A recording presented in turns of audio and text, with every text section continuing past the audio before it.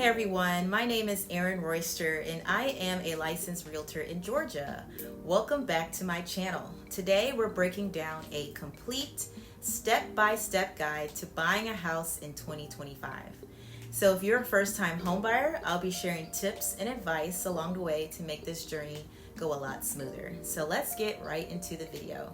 The first step is to make sure you check on your finances and your credit score.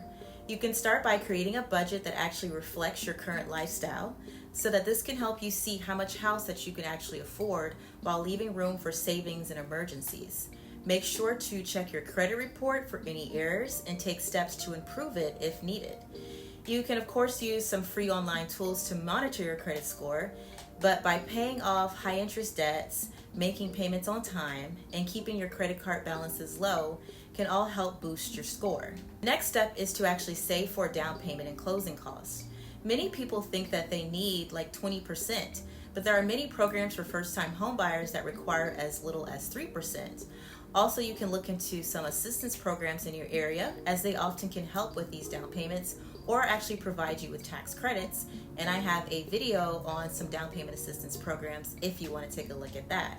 The next step is key, and this involves getting pre-approved for a mortgage. This means having a lender review your financial information in order to estimate how much they're willing or able to lend you. So pre-approval is not only helpful for budgeting and to see what houses you can afford, but it also shows the sellers that you're a serious buyer.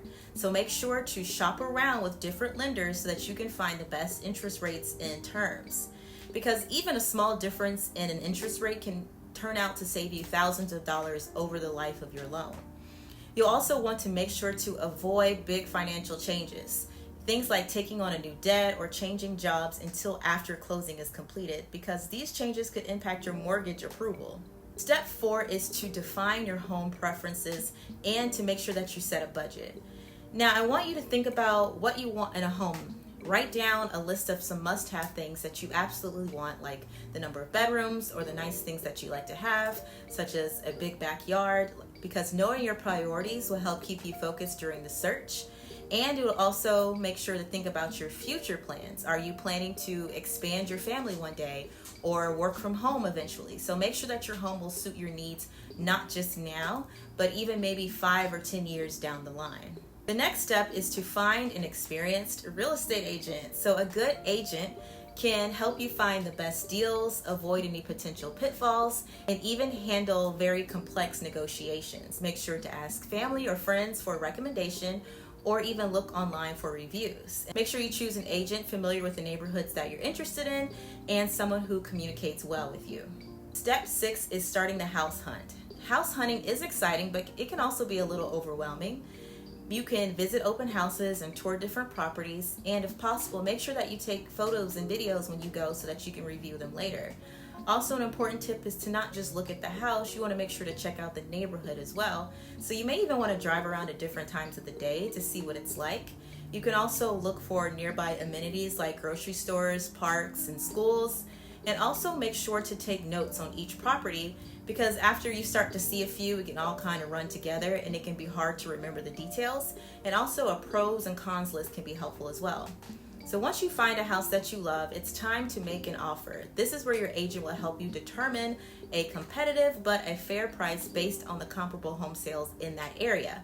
So if you're shopping in a competitive area, you may want to consider including what is called an escalation clause. And this clause automatically raises your offer if someone else bids higher than you, but it will only go up to a certain limit that you set. And also to make sure that you prepare yourself for some negotiation, especially if there are repairs needed or if there are other offers on the table. After your offer has been accepted, it'll be time for a home inspection. A qualified inspector will look for any issues with the house, all the way from the roof down to the foundation. And you'll also want to get an appraisal, which determines the home's market value. You may also want to attend the inspection if you can, because you will learn a lot about your house's condition and any additional maintenance that it may need. If the inspection reveals any major issues, then you may have the option to negotiate repairs with the seller, or you can ask for a price reduction or even back out of the deal if you need to. So now that the inspection and appraisal are complete, it's time to finalize your mortgage. So the lender will review everything again to make sure that you still qualify for the loan, which is why we say don't make any major purchases. Make sure that you review the closing disclosure carefully, as this document actually outlines your loan terms, your monthly payment, and your total closing costs. If something looks off, you can speak with your lender right away. Also consider buying homeowners insurance early on. Some lenders actually require proof of insurance before closing, and shopping around can help you find the best deal possible. The final step is closing. This is when you'll sign the final paperwork, make your down payment and your closing cost payments, and you will finally get the keys to your new home. And that's it. At this point, you're officially a homeowner. Buying your first home might feel a little overwhelming at times, but each step gets you closer to owning a space of your own. And I hope that this guide gave you the confidence and the insight into this process. If you have any questions, please feel free to ask me in the comments below or to send me a message at my email address. Don't forget to subscribe for more real estate tips and advice, and best of luck to you on your home buying journey.